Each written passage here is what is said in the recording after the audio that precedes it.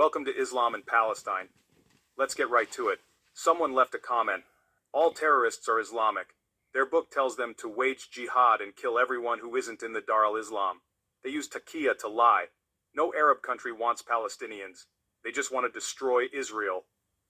That's a lot of misinformation packed into a few sentences. These aren't just random internet rants. They're echoes of headlines, pundits, and social media algorithms that reinforce stereotypes until they feel like facts. These ideas have real-world consequences, fueling hate and misunderstanding for millions of ordinary people. Stop villainizing Jews. They are people who are progressive and only fighting for their land. It's important not to villainize any group, but it's also misleading to claim that all Jews are only progressive or simply fighting for land. Jewish communities, like any other, are diverse in views and actions. Criticism of government policies is not the same as hatred of a people. We must separate individuals from political movements and avoid blanket statements about any group. So instead of ignoring it, let's break it down. We're not here to shout or throw insults. We're here to replace fiction with facts. Think of this as mythbusters for internet stereotypes. Our goal context. Because history isn't a tweet, theology isn't a soundbite, and people are more than the labels others slap on them. We'll look at history, define key terms, and untangle the myths tying Islam to terrorism and Muslims to conspiracy. Ready? Let's dive in. We'll tackle each claim one by one. This isn't about defending one group, it's about getting to the truth. The world is messy, and the truth rarely fits into neat internet boxes. Let's do the reading together. We'll challenge the stereotypes and maybe learn something new. Let's begin.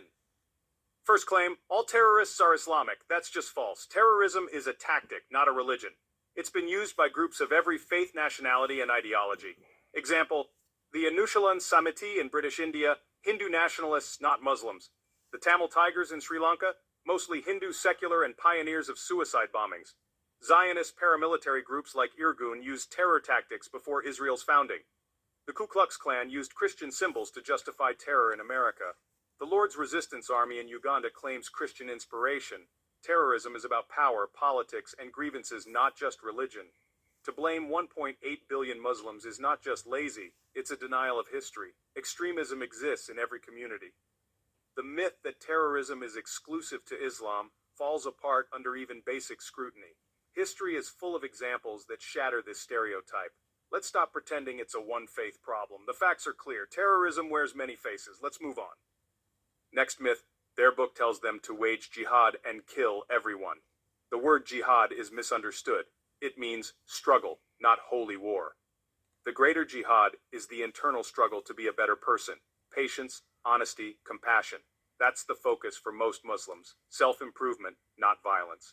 The lesser jihad involves physical conflict, but only in self-defense, with strict rules. No harming civilians, no destruction.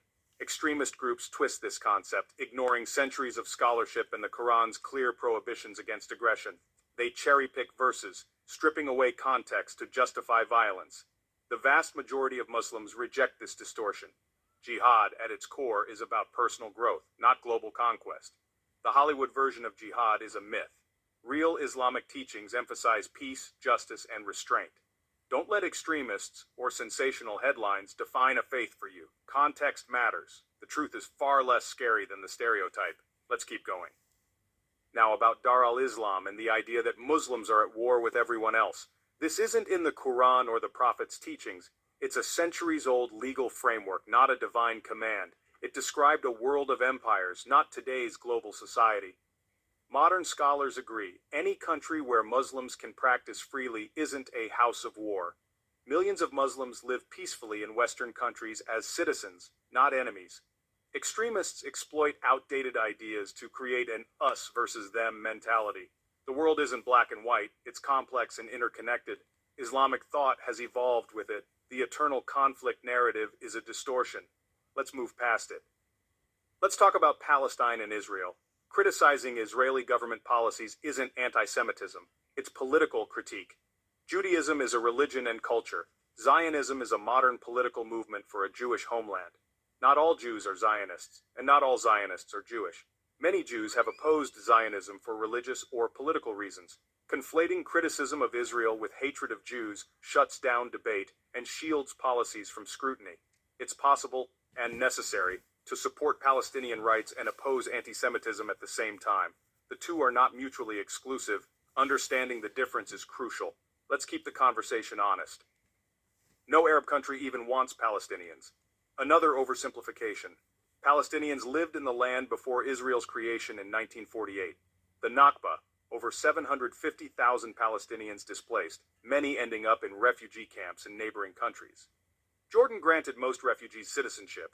In Lebanon and Syria, the situation is more complex. The issue isn't rejection, it's the unresolved right of return and political realities.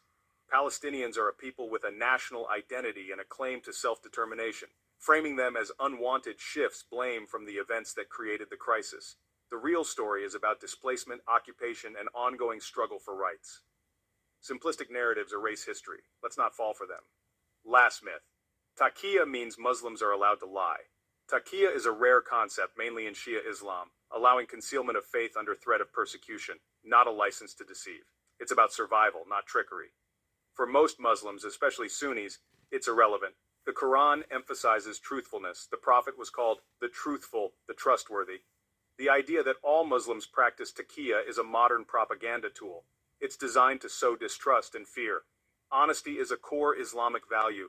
Don't let a niche concept be twisted into a blanket accusation. The truth is simple. Taqiyya is not a mainstream doctrine of deception. We've debunked the myths. Now what? Relying on angry comments or viral headlines for information is like drinking salt water. It leaves you more misinformed. Outrage spreads faster than facts, but we have to do the hard work of seeking context. Pause when something makes you angry. Ask who wrote it, what their agenda is,